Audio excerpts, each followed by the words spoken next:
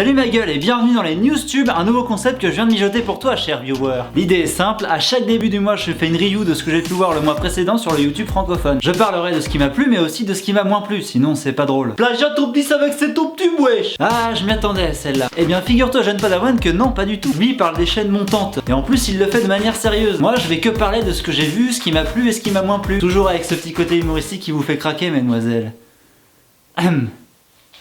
C'est pas terrible ça hein. Le format sera pour le moment divisé en deux parties avec mes tops et mes flops. Mais si t'as une idée de rubrique que t'aimerais voir dans cette vidéo, n'hésite pas à me la glisser dans les commentaires. Comme ça on échange.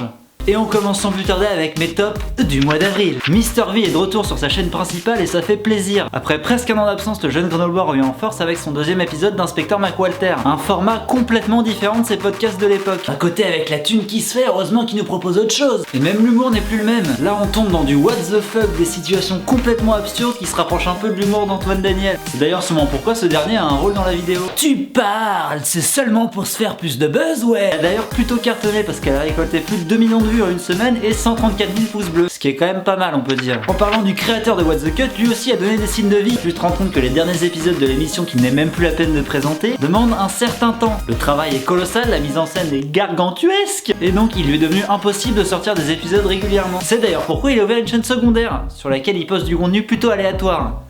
Et ce montage de chaton en est la preuve. Mais il a récemment sorti une nouvelle série de vidéos dans lequel à chaque fois il répond à la question d'un abonné de manière détaillée. Je trouve ça plutôt pas mal. Son côté déjanté et le montage ultra rythmé qu'il utilise sont toujours présents et on en apprend un peu plus sur la manière de travailler du personnage, ce qui est quand même cool. Parlons maintenant de Kevin Tran alias Le Rire Jaune qui lui aussi, on peut le dire, pèse pas mal dans le YouTube game. Sa chaîne Le Show Jaune sur laquelle il sort une vidéo par semaine a dépassé le million d'abonnés en quelques mois et il a récemment sorti une vidéo dans laquelle il a parlé de sa langue maternelle, le chinois.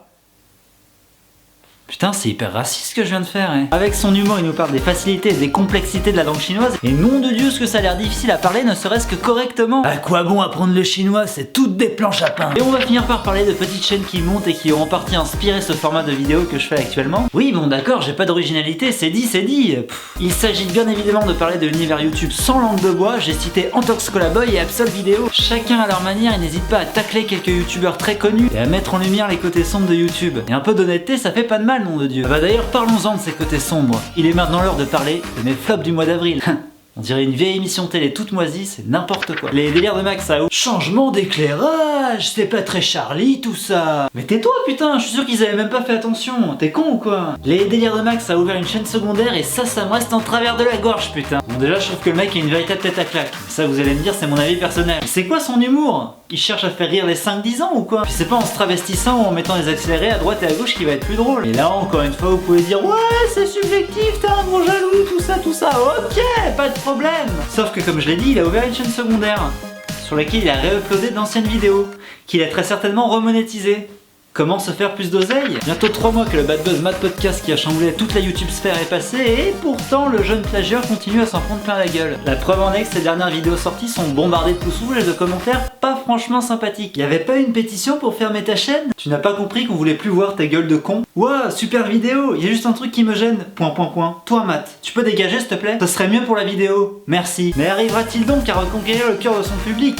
Le futur nous le dira. La mode d'ouverture de jouets par des enfants pour faire plus de clics est arrivée sur le YouTube francophone et ça aussi ça me casse plutôt les couilles. La chaîne Studio Bubble Tea créée le 1er avril 2014 a donné l'exemple et récemment une autre du même genre a tiré son épingle du jeu. Il s'agit de Swan the Voice Toys and Fun for Kids. Le concept est presque le même que pour Studio Bubble Tea, sauf qu'à la place que ce soit des petites filles qui ouvrent des jouets, ce sont des petits garçons.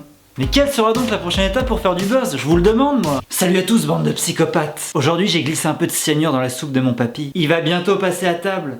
On va filmer ça et le voir crever en direct.